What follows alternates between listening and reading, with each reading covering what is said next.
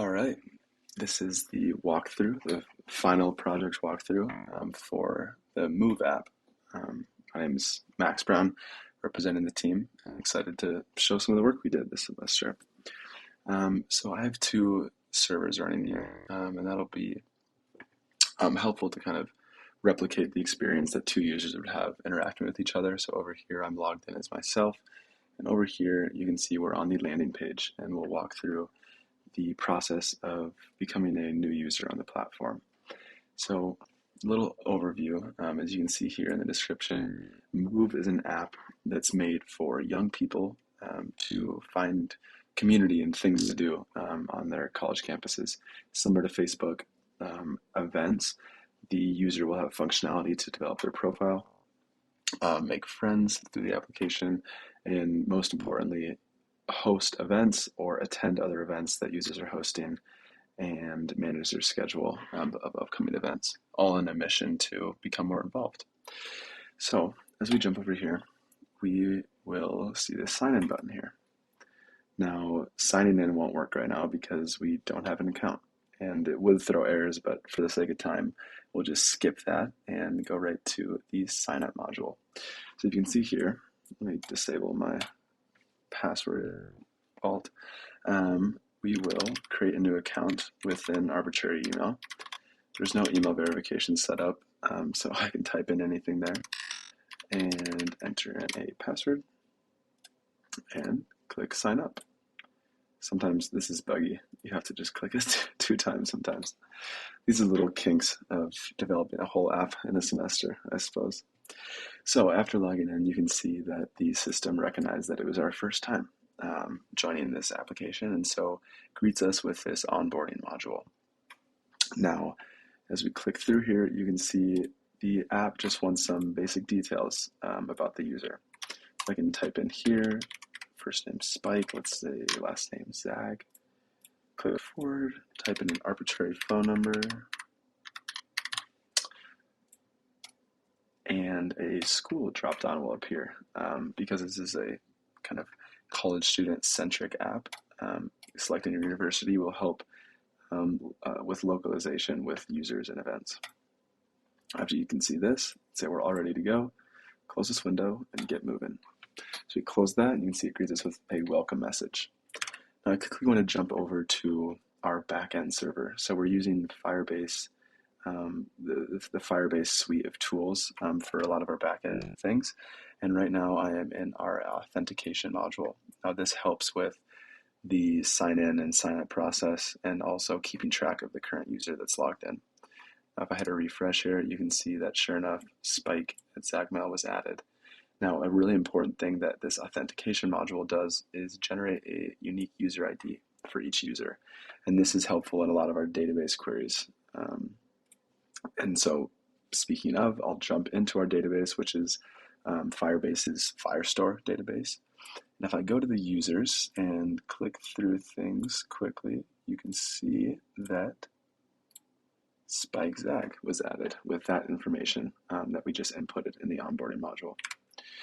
Now, jumping into the actual user interaction and the functional requirements that we had laid out for this project, the first of which was to develop your personal profile.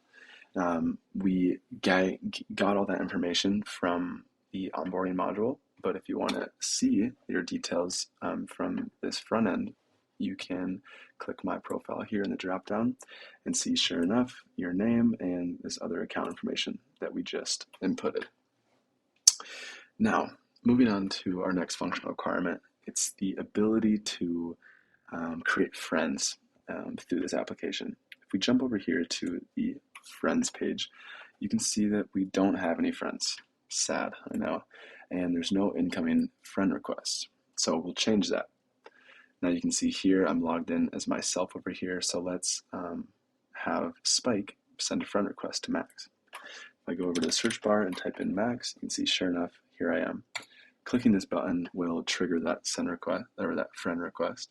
So if I go over to my page over here and to friends, you can see sure enough, Spike Zag just came into my inbox. Accepting this friend request, it doesn't do anything. The feedback wasn't fully implemented on this app, as you might see. But that did in fact trigger the accept friend request. So if I hit a refresh here, you can see that SpikeSag is now listed as one of my friends.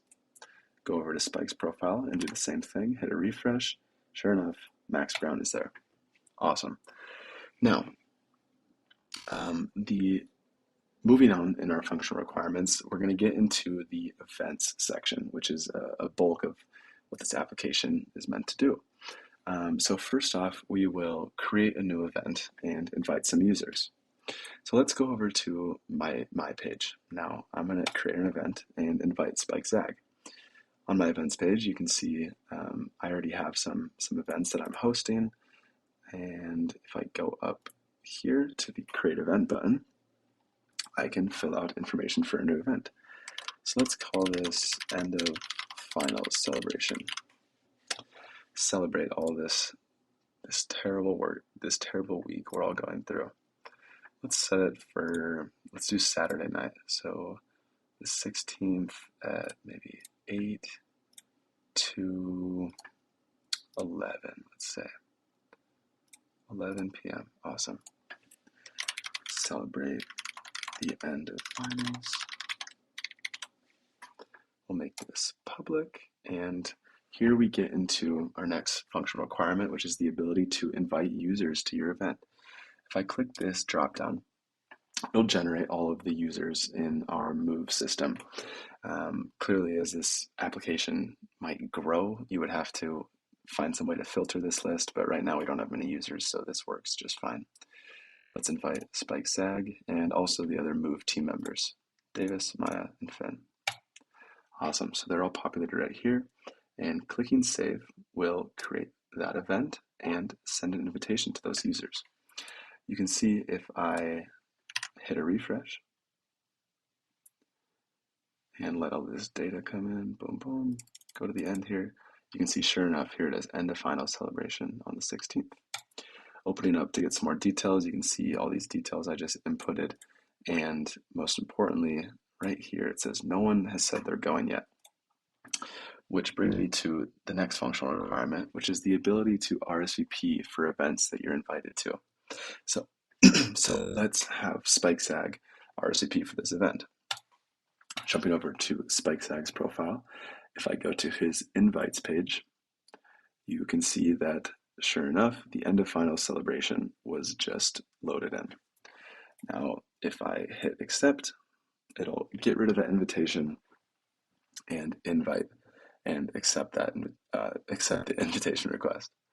Now, if I go over to my page, hit a refresh quick to load in that new data and go to the end, you can see, oh, now there's one person attending. Fantastic. And if I go to SpikeSag's profile, we'll get into the next functional requirement, which is the ability to view the events.